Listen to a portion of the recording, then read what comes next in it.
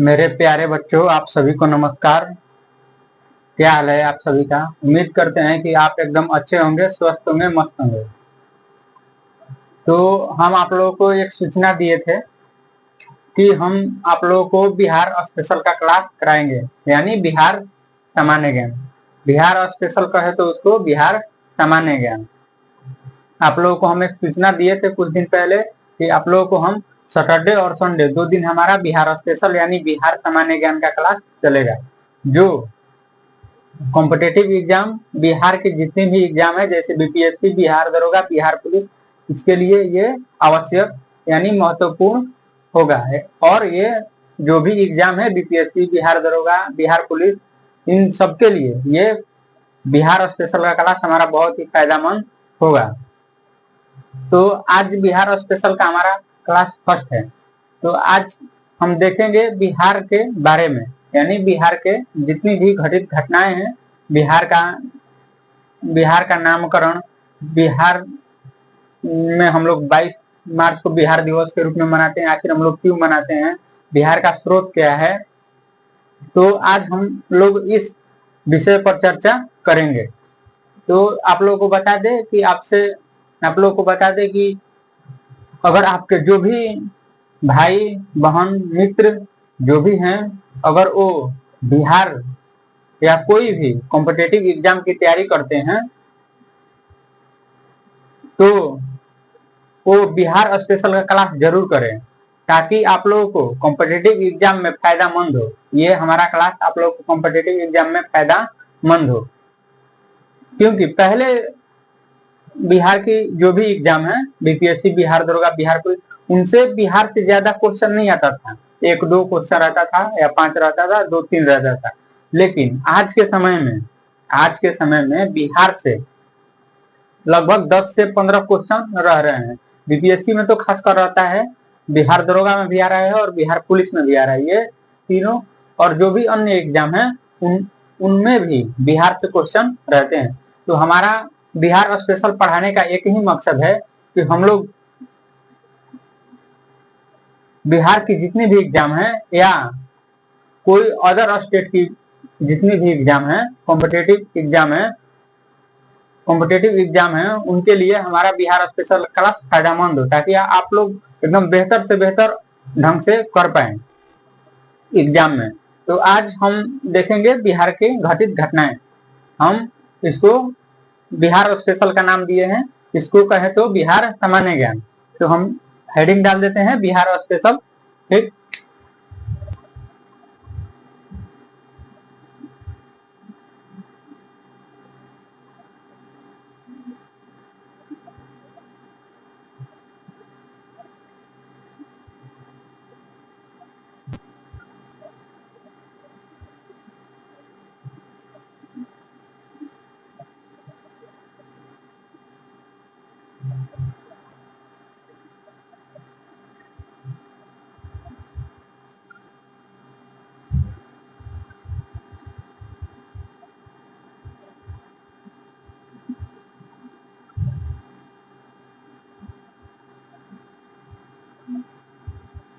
Bihar special कहे तो इसको हम लोग कह सकते हैं बिहार सामान्य ज्ञान।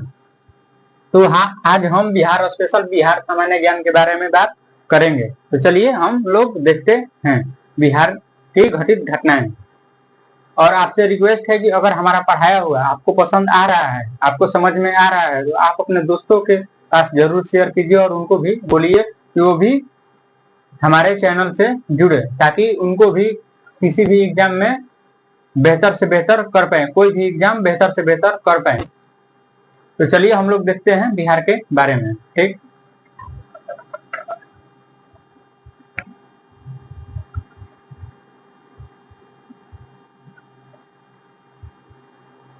तो हम लोग बात करेंगे अभी बिहार का स्रोत। हम लोग बात करेंगे बिहार का स्रोत। पहला है हमारा पुरातात्विक स्रोत, दूसरा है हमारा साहित्यिक स्रोत, तीसरा विदेशी और चौथा अन्य। पुरातात्विक स्रोत में क्या क्या आता है सुनिए। पहला हड्डी, औजार, जो पत्थर का औजार है, मृद भांड, शिलालेख, सिक्का, इमारत, मुहर, ये किस चीज में आएगा? पुरातात्विक स्रोत में। किस चीज में आता है? पुरातात्विक स्रोत में।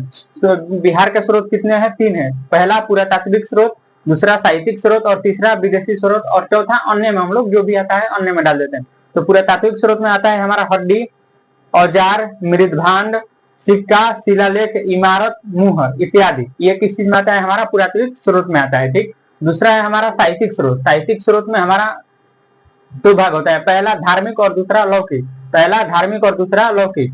धार्मिक में आ जाएगा हमारा वेद, महाभारत, रामायण, पुराण, भगवती सूत्र। ये किस चीज में आएगा? हमारा धार्मिक। यानी साहित्यिक स्रोत के जो 2 भाग हैं, धार्मिक और लौकिक, उसमें हमारा किस चीज में आएगा? ये धार्मिक में। धार्मिक में कौन आएगा? वेद, महाभारत, पुराण, रामायण, भगवती सूत्र। ये किस चीज में आएगा? हमारा धार्मिक स्रोत में। ठीक। और दूसरा लौकिक स्रोत में आएगा हमारा मौर्यकालीन, गुप्तकालीन, पालकालीन, हर्षकालीन। ये किस चीज में आएगा? हमारा लौकिक स्रोत में इत्यादि। मौर्यकालीन, गुप्तकालीन, हर्षकालीन, पालकालीन इत्यादि ये किस चीज में आएगा? लौकिक स्रोत में। ठीक। और विदेशी स्रोत, तीसरा है हमारा विदेशी स्रोत। पहला पुरातात्विक स्रोत, दूसरा साहित्यिक स्रोत और तीसरा विदेशी स्रोत। विदेशी स्रोत में आएगा हमारा मेगास्थनीज, कहोन, ह्वेनसोंग, सिंह है। ठीक। इति सिंह है आदि। ये किस चीज में आएगा? हमारा विदेशी में। और उसके अलावा जो भी है वो किस चीज में आएंगे? अन्य में आएंगे। वो किस चीज में आएंगे? अन्य में आएंगे। तो हम लोगों ने देखा बिहार का स्रोत। बिहार का स्रोत कौन सा है? पहला पुरातात्विक स्रोत, दूसरा साहित्यिक स्रोत और तीसरा विदेशी और चौथा अन्य। उसके अलावा जो भी आता है वो अन्य में आता है। तो पुरातात्विक स्रोत में आता है हमारा हड्डी, औजार, मृदभांड, शिलालेख, सिक्का, इमारत इत्यादि, मुहर। ये किस चीज में आता है? पुरातात्विक स्रोत में। ठीक। साहित्यिक स्रोत में हमारा 2 होता है, धार्मिक और लौकिक। धार्मिक स्रोत और लौकिक स्रोत। धार्मिक स्रोत में आ जाएगा हमारा पुराण, वेद, महाभारत, रामायण, भगवती सूत्र। ये क्या है? धार्मिक स्रोत है। ठीक। और लौकिक स्रोत क्या है हमारा? मौर्यकालीन हो गया, गुप्तकालीन हो गया, पालकालीन हो गया, हर्षकालीन हो गया। ये किस चीज में आएगा? लौकिक स्रोत में आएगा। और विदेशी स्रोत में आप लोगों को बताया कि मेगास्थनीज, पहन, ह्वेनसोंग, इतिन सिंह इत्यादि। ये किस चीज में आएगा? हमारा विदेशी स्रोत में। ठीक। तो इतना आप लोगों को बताया कि बिहार का स्रोत क्या है। तो चलिए इसको हम लोग लिख लेते हैं और लिख के एक बार आप लोगों को समझा देंगे ताकि आप लोगों को कठिनाई न हो। फिर उसके आगे हम बढ़ेंगे, क्योंकि हम लोगों को हबड़ा के नहीं चलना है, हड़बड़ा के नहीं पढ़ना है, तेजी में नहीं पढ़ना है। आराम से पढ़िए। 1 बार में, 2 बार में, 3 बार समझाएंगे, समझ में आप लोगों को जरूर आएगा। तो देखिए हम लोग देखते हैं बिहार के स्रोत।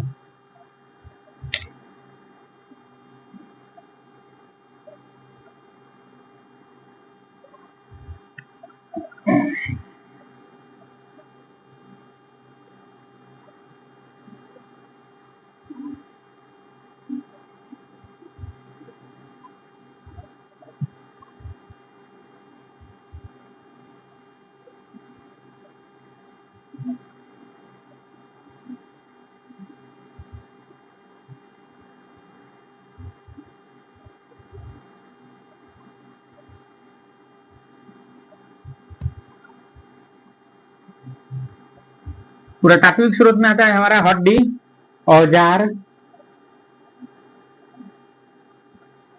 किस चीज का औजार? पत्थर का औजार, शिलालेख,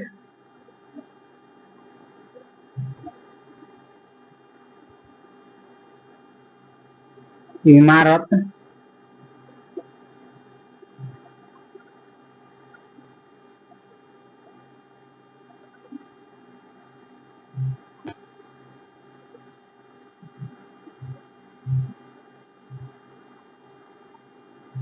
ये किस चीज में आएगा? हमारा पुरातात्विक स्रोत में। किस चीज में आएगा? पुरातात्विक स्रोत में। दूसरा है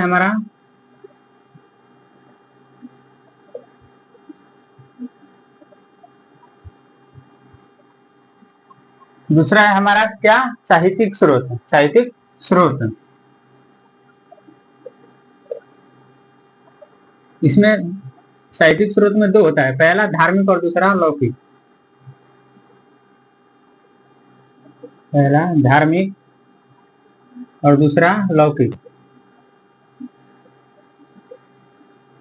धार्मिक में आता है हमारा पुराण, वेद,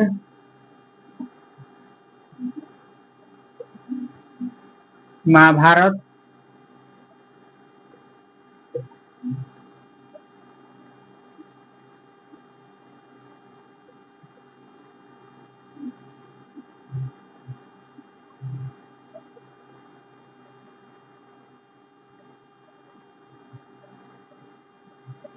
और लौकिक में हमारा आ जाएगा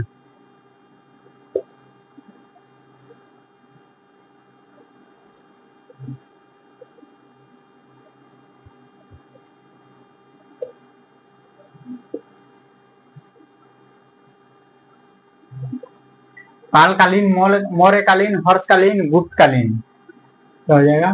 गुप्त।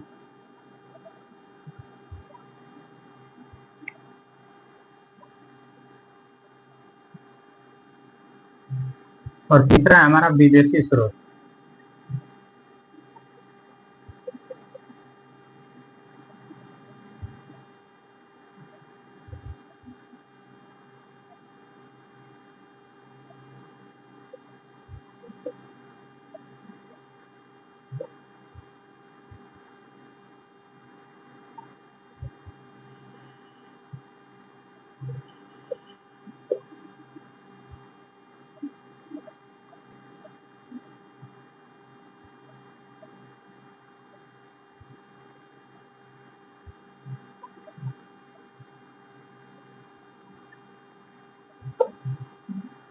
साहित्यिक स्रोत, विदेशी स्रोत,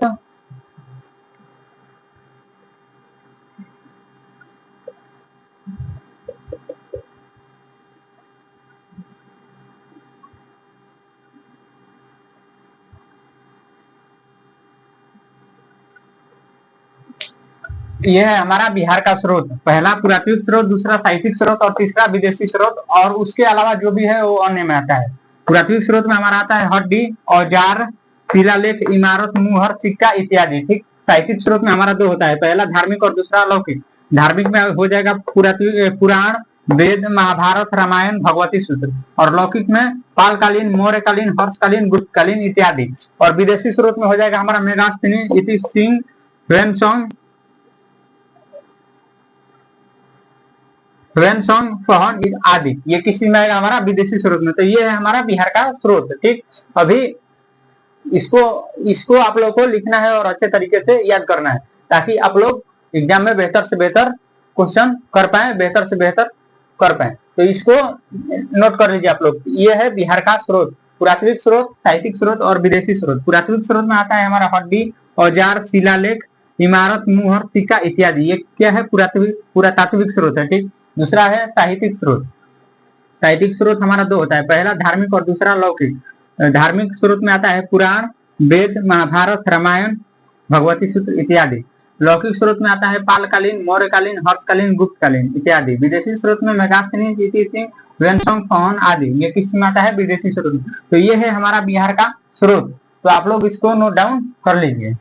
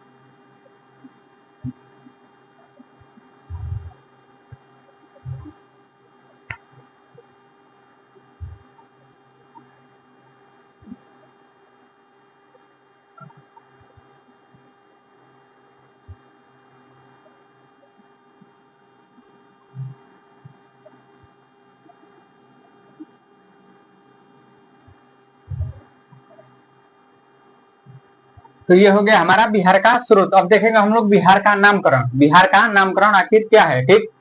तो आप लोगों को बता दें कि वैदिक साहित्य में बिहार के लिए पूर्व या प्राच्य देश कहा गया है। वैदिक साहित्य में बिहार के लिए पूर्व या प्राच्य देश कहा गया है। ठीक। और बिहार का नामकरण में देखेंगे दूसरा है हमारा ऋग्वेद में मगध क्षेत्र के लिए, ऋग्वेद में मगध क्षेत्र के लिए कीकट शब्द का प्रयोग किया गया है। यानी ऋग्वेद, वेद हमारा 4 होता है, उसमें एक होता है ऋग्वेद, तो ऋग्वेद में मगध क्षेत्र के लिए कीकट शब्द का प्रयोग किया गया है। कीकट एक जाति सूचक शब्द है। क्या है? कीकट एक जाति सूचक शब्द है। तो आइए आप लोगों को लिख कर दिखाते हैं, बढ़िया से समझाते हैं।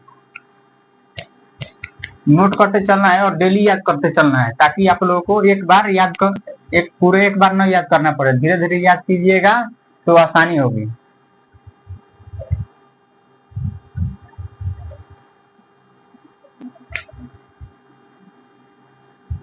बिहार का नामकरण, बिहार का नामकरण।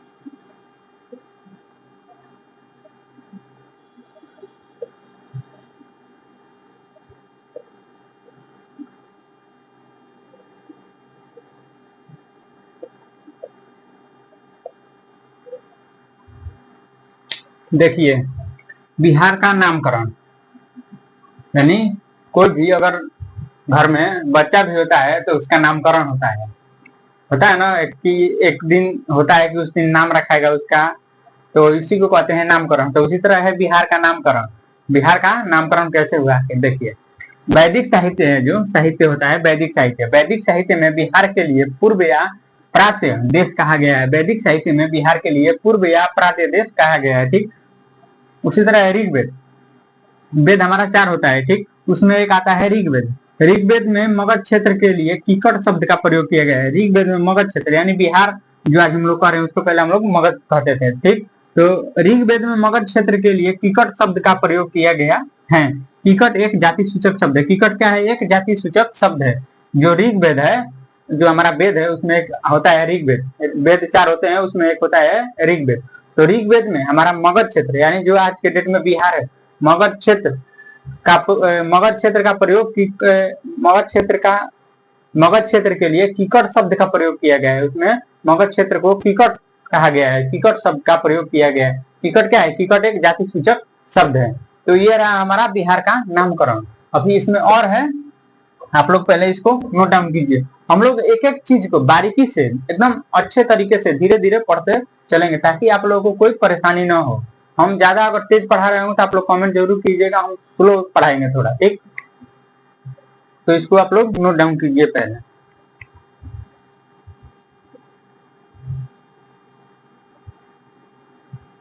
तब तक हम इंक डाल ले, थोड़ा इंक कम हो गया है हमारे घर में।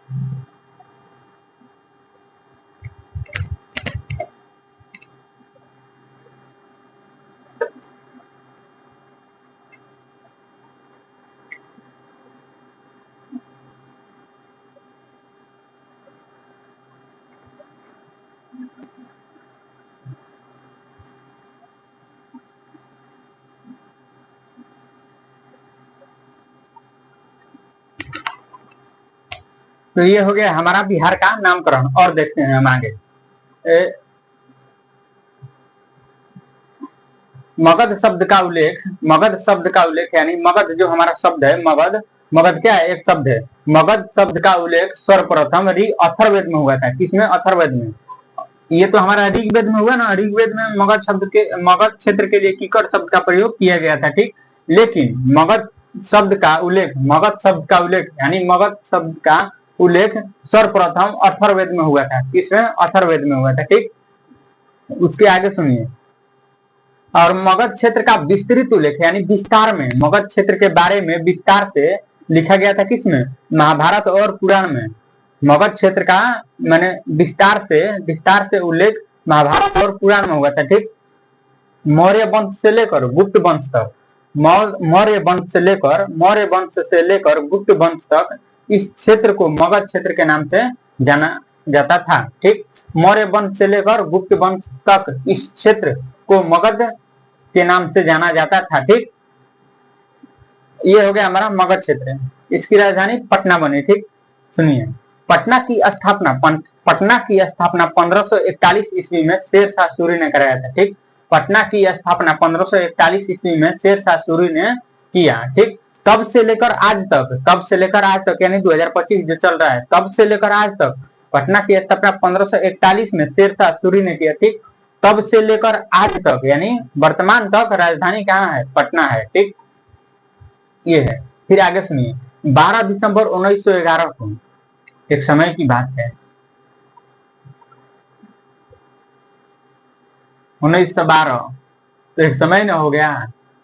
तो सुनिए, 12 दिसंबर 1911 को दिल्ली के दरबार में, दिल्ली में एक दरबार लगा था, ठीक। उसमें इंग्लैंड के सम्राट जॉर्ज पंचम जिनका नाम था, इंग्लैंड के सम्राट जो थे उनका नाम जॉर्ज पंचम था। उन्होंने यह घोषणा किया यानी उन्होंने यह अपनी बात रखी कि 22 मार्च 1912 को बिहार पश्चिम बंगाल से अलग किया जाएगा। दिल्ली 12 दिसंबर 1911 को दिल्ली के दरबार में इंग्लैंड के सम्राट जॉर्ज पंचम जिनका नाम था, इंग्लैंड के सम्राट जॉर्ज पंचम जिनका नाम था, उन्होंने यह घोषणा किया कि 22 मार्च 1912 को बिहार पश्चिम बंगाल से अलग किया जाएगा, ठीक। कितना? 22 मार्च 1912 को। यही बात है कि हम लोग बिहार दिवस 22 मार्च को मनाते हैं। आप लोग 22 मार्च को बिहार दिवस के रूप में हम लोग मनाते हैं, ये आप लोग जानते होंगे। लेकिन क्यों मनाते थे ये आज पता चला। क्यों? क्योंकि जो इंग्लैंड के सम्राट जॉर्ज पंचम थे, उन्होंने 22 मार्च 1912 को यह घोषणा किया था कि बिहार पश्चिम बंगाल से अलग किया जाएगा। इसीलिए हम लोग 22 मार्च को बिहार दिवस के रूप में मनाते हैं। तो इतना आप लोगों को बताया कि पटना की स्थापना 1541 में शेरशाह सूरी ने किया, ठीक। तब से लेकर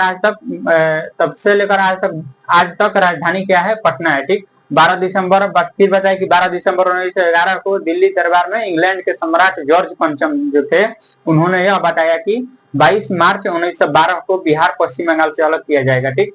उसके बाद बताया कि इसी कारण हम लोग बिहार दिवस 22 मार्च को बिहार दिवस के रूप में मनाते हैं, ठीक। तो इतना हम लोग लिख लेते हैं, समझ लेते हैं, फिर उसके बाद हम लोग आगे बढ़ेंगे। तो चलिए देखते हैं इसको। कैमरा हिल जा रहा है बार बार। अच्छा, परेशानी आती है, लेकिन ऐसा थोड़ी है कि हमेशा आएगा। आज वक्त तुम्हारा है तो कल हमारा होगा, यही हाल है।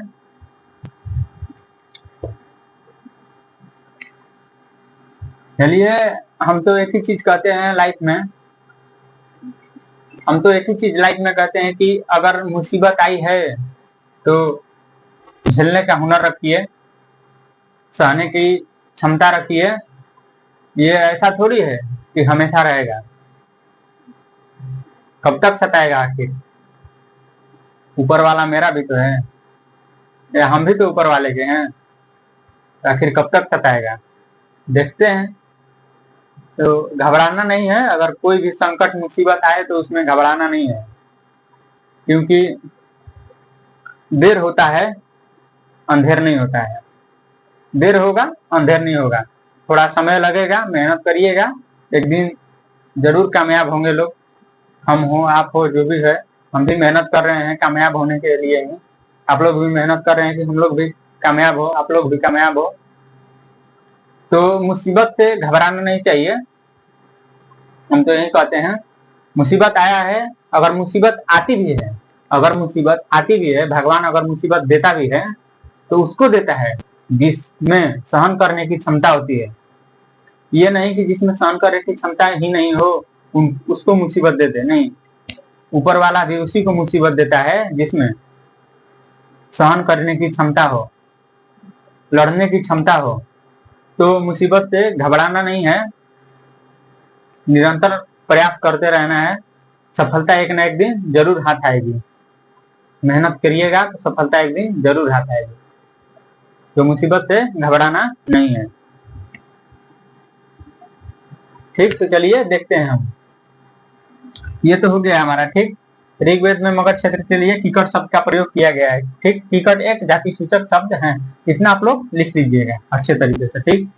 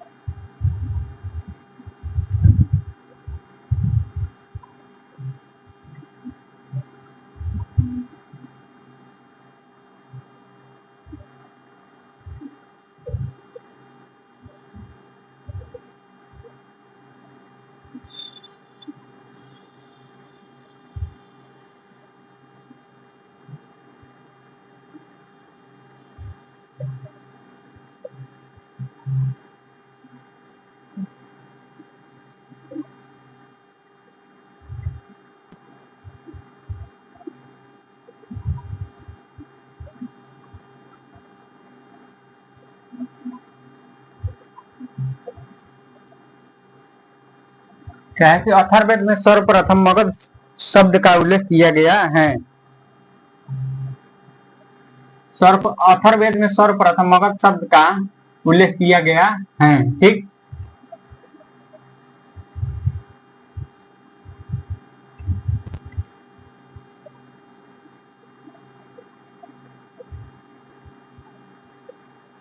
विस्तृत उल्लेख।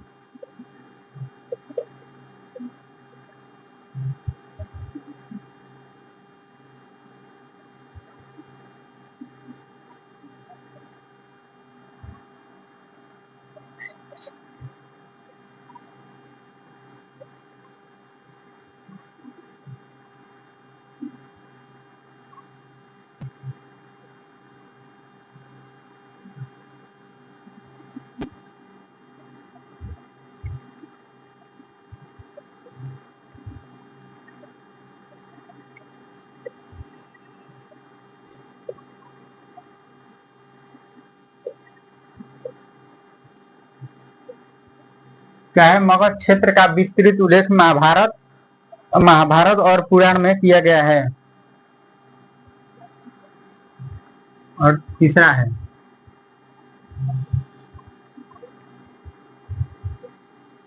मौर्य वंश से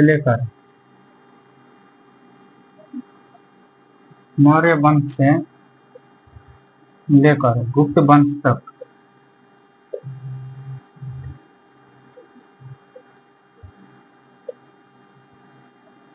गुप्त वंश तक इस क्षेत्र को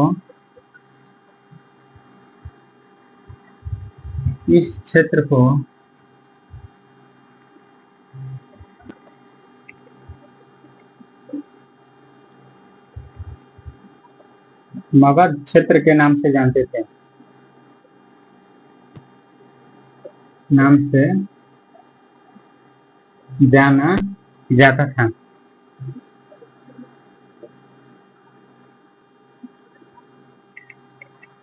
देखिए ये बिहार का नामकरण नहीं आएगा, बिहार के आप लोगों को जो नामकरण लिखवा रहे हैं उसमें ही ये आएगा। अथर्ववेद में सर्वप्रथम मगध शब्द का उल्लेख किया गया है। सबसे पहले मगध शब्द का उल्लेख किसमें हुआ था? अथर्ववेद में हुआ था। ठीक, मगध क्षेत्र का विस्तृत उल्लेख यानी विस्तार में उल्लेख महाभारत और पुराण में किया गया है। ठीक, मौर्य वंश से लेकर गुप्त वंश तक इस क्षेत्र को मगध क्षेत्र के नाम से जाना जाता था। यानी मौर्य वंश से लेकर गुप्त वंश तक इस क्षेत्र को मगध क्षेत्र के नाम से जाना जाता था। ठीक, तो इतना आप लोग नोट डाउन कीजिए।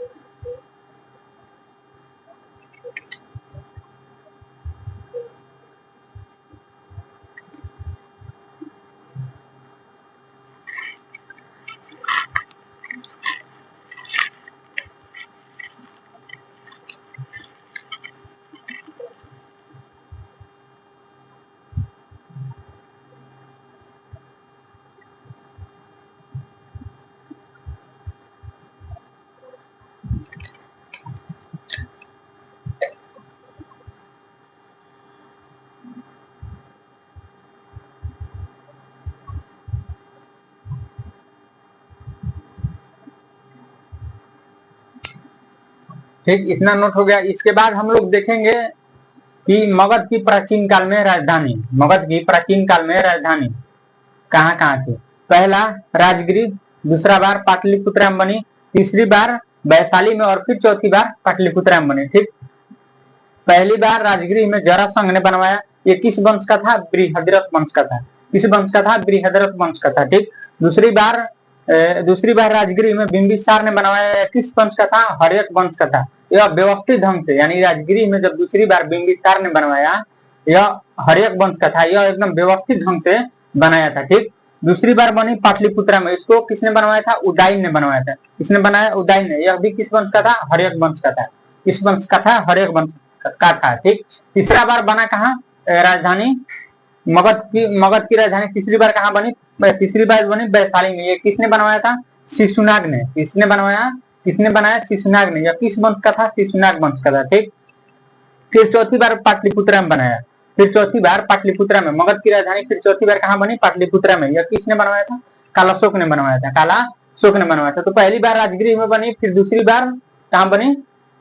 दूसरी बार पाटलिपुत्र में बनी, तीसरी बार वैशाली में बनी, फिर चौथा बार पाटलिपुत्र में बनी। ठीक, पहला बार राजगिरी में जरासंघ ने बनवाया था, यह बृहद्रथ वंश का था। ठीक, दूसरा बार राजगिरी में बिंबिसार ने बनवाया, यह हर्यक वंश का था और व्यवस्थित ढंग से बनाया था। ठीक, कैसे बनाया था? व्यवस्थित ढंग से। ठीक, दूसरा बार राजधानी कहाँ बनी? पाटलिपुत्र में बनी। ये इसको किसने बनवाया था? उदयन ने बनवाया था। यह किस वंश का था? हर्यक वंश का था। ठीक, फिर तीसरा बार कहाँ बना? वैशाली में।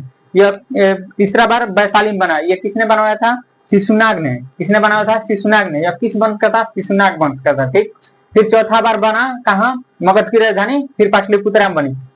इस बार किसने बनवाया था? कालाशोक ने बनवाया था। ठीक, तो इसको हम लोग देख लेते हैं। मगध की प्राचीन काल में राजधानी, मगध की प्राचीन काल में राजधानी, मगध की प्राचीन काल में राजधानी पहली बार राजगिरी में बनी। इसको पहली बार किसने बनवाया था? जरासंघ ने बनवाया था। यह किस वंश का था? बृहद्रथ वंश का था। ठीक, राजगिरी में दूसरी बार बिंबिसार ने बनवाया। यह किस वंश का था? हर्यक वंश का था। यह कैसे बनवाया था? एकदम सुव्यवस्थित ढंग से, यानी व्यवस्थित ढंग से, यानी एकदम अच्छे तरीके से दूसरा बार राजगिरी में बिंबिसार ने बनवाया था। ठीक, मगध क्षेत्र की दूसरी बार राजधानी कहाँ बनी? पाटलिपुत्र में बनी। दूसरी बार कहाँ बनी? पाटलिपुत्र में। पाटलिपुत्र में बनी। इसको किसने बनवाया था? उदयन ने बनवाया था। यह किस वंश का था? हर्यक वंश का था। ठीक, तीसरा बार मगध क्षेत्र की राजधानी कहाँ बनी? वैशाली में बनी। इसको किसने बनवाया था? मगध क्षेत्र की राजधानी शिशुनाग ने बनवाया था। यह किस वंश का था? शिशुनाग वंश का था। ठीक, चौथा बार फिर मगध क्षेत्र की राजधानी कहाँ बनी? पाटलिपुत्रा में। ठीक, चौथी बार किसने राजधानी बनवाई? कालाशोक ने बनवाई थी। ठीक, तो इसको हम लोग देख लेते हैं, एक बार लिखवा देते हैं इसको।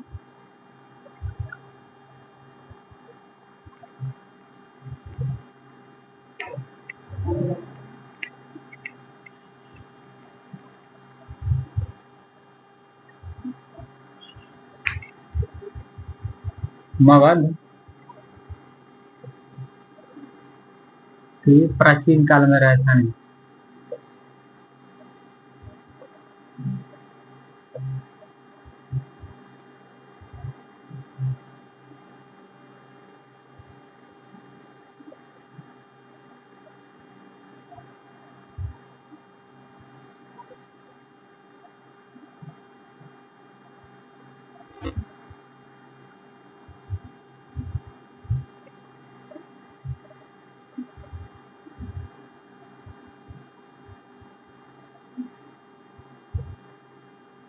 राजगिरी, यानी जिसे हम लोग राजगीर के नाम से अब जानते हैं, उसी को हम लोग क्या कहते थे? राजगिरी कहते थे। ठीक, पहला बार किसने बनाया था? जरासंध ने।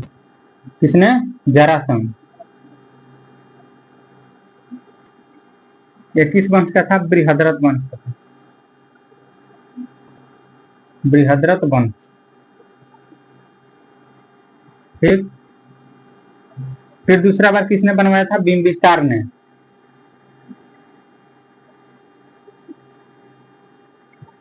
बिंबिसार ने। यह किस वंश का था? हर्यक वंश का था।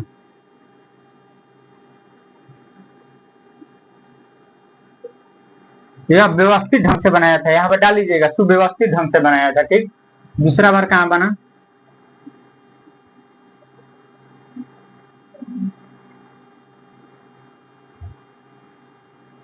दूसरा बार बना पाटलिपुत्रा में। दूसरा बार कहाँ बना? पाटलिपुत्रा में। ठीक, किसने बनवाया था? उदाइन ने।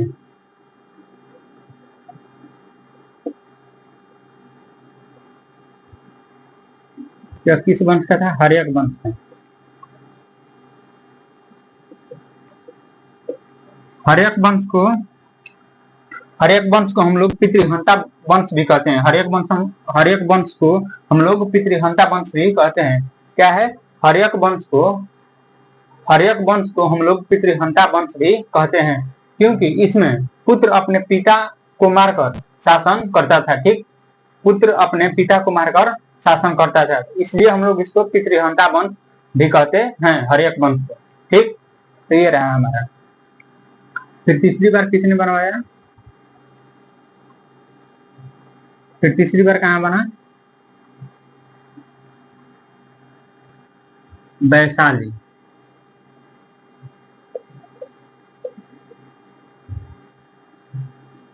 तीसरी बार किसने बनाया था? शिशुनाग ने। यह किस वंश का था? शिशुनाग वंश का था।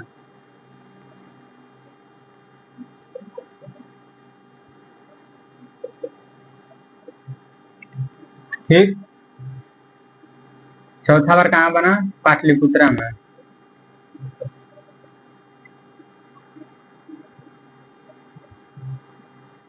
किसने बनाया था?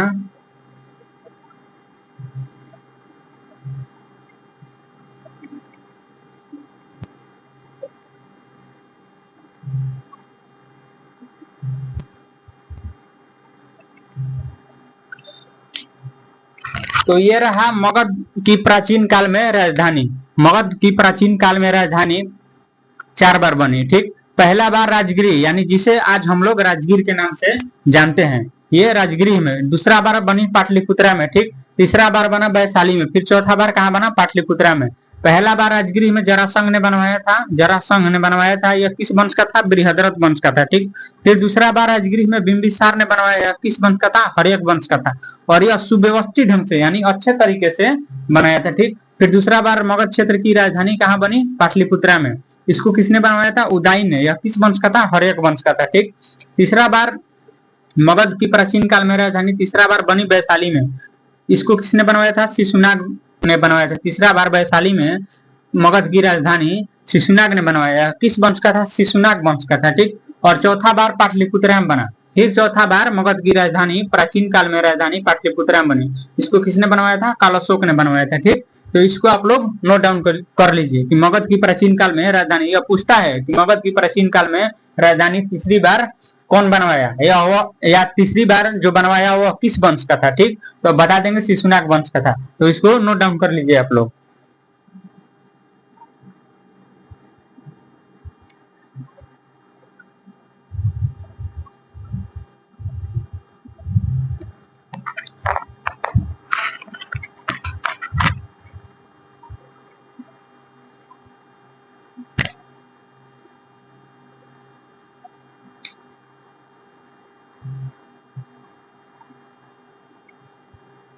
तो चलिए, आप सभी का बहुत बहुत धन्यवाद। इस वीडियो में बने रहने के लिए आपका बहुत बहुत धन्यवाद। हमारा वीडियो आपको पसंद आ रहा है तो आप अपने दोस्तों के पास भी जरूर शेयर कीजिए और उनको भी जोड़िए। तो चलिए, मिलते हैं हम लोग नेक्स्ट क्लास में। आज के लिए इतना ही। जय हिंद।